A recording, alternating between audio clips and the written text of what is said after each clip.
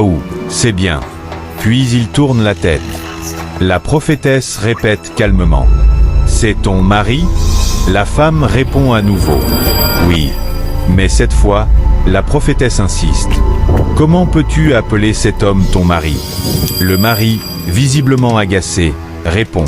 Tu es qui, toi? C'est à moi que tu t'adresses comme ça? La prophétesse lui répond calmement. Oui. Le mari commence à crier sur la sœur de sa femme. Comment as-tu eu l'audace d'amener des inconnus dans ma maison? Pour m'insulter, chez moi? La sœur répond, embarrassée. Non, excuse-moi. Puis elle parle discrètement avec son amie la prophétesse, pour qu'elle n'aille pas trop loin. La femme tient la main de son mari et dit, « Calme-toi, s'il te plaît.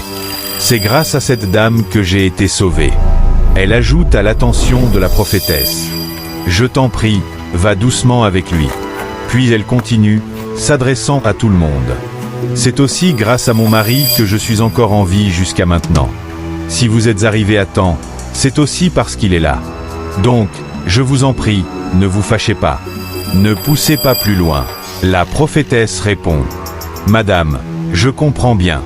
Mais cet homme est mauvais. » Le mari s'énerve davantage. « Tu es vraiment audacieuse, toi. » La prophétesse répond calmement.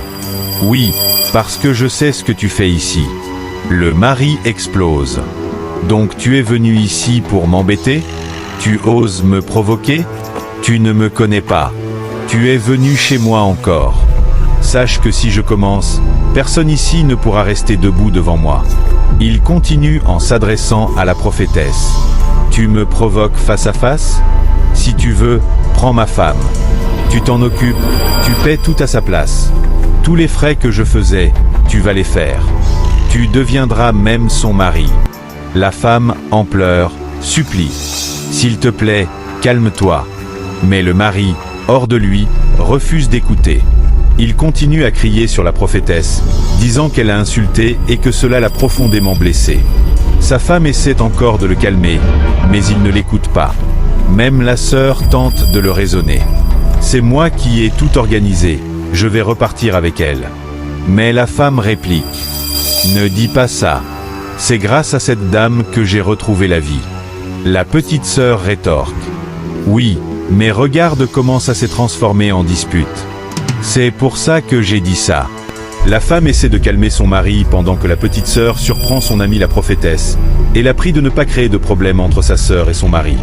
La prophétesse demande alors au mari. « Tu ne sais vraiment pas ce qui arrive à ta femme? » Il répond. « Je ne sais rien de ce dont tu me parles. » La femme continue à le calmer et la sœur supplie aussi la prophétesse. Mais à un moment, la petite sœur crie à la prophétesse. « Laisse le foyer de ma grande sœur tranquille. Pourquoi tu ne veux pas comprendre? Tu veux créer des problèmes chez elle. » La prophétesse s'adresse alors au mari. « Tant que tu continues à dire que tu ne sais rien. » Le mari répond. « Et si je dis oui? » Elle rétorque. « Ce serait bien. Mais moi, je sais. » Le mari se tourne vers sa femme. « Tu vois? » La prophétesse conclut. « Seul Dieu sait qui tu es vraiment. » Le mari, furieux, répond. « Grande dame, laisse-moi. Je vais rentrer dans la chambre. Je vais revenir et vous verrez de quel bois je me chauffe. Si vraiment je suis l'homme méchant que vous dites, vous allez tous le savoir maintenant. Car personne ne me donne des leçons dans ma propre maison. Et quelqu'un venu de nulle part ose encore me provoquer ici, chez moi, devant tout le monde. » Le mari se tourne vers la sœur de sa femme et dit, furieux. « Tout ça, là, c'est toi qui l'as créé. » Mais la sœur ne fait que le supplier de se calmer. Il répond. « Puisque vous avez cherché ça, vous allez le trouver. » Il se tourne alors vers sa femme. « Je prenais soin de toi quand tu te sentais mal, avant même que tu me demandes d'appeler ta sœur. Et maintenant, regarde ce qu'ils me font. » La femme commence à le supplier et s'adresse à la prophétesse. « Je t'en prie, ne l'embête pas. Tu as déjà fait ton bien, et je t'en suis vraiment reconnaissante. Mais il est temps que tu partes de chez nous. » Elle dit à sa sœur. « Allez, viens. On y va. » La petite sœur commence alors à supplier la prophétesse de partir aussi. Mais la prophétesse lui dit. si tu aimes vraiment ta grande sœur. La petite sœur répond, oui, je l'aime. La prophétesse se tourne vers la femme et demande, tu veux connaître la vérité? La femme répond, oui.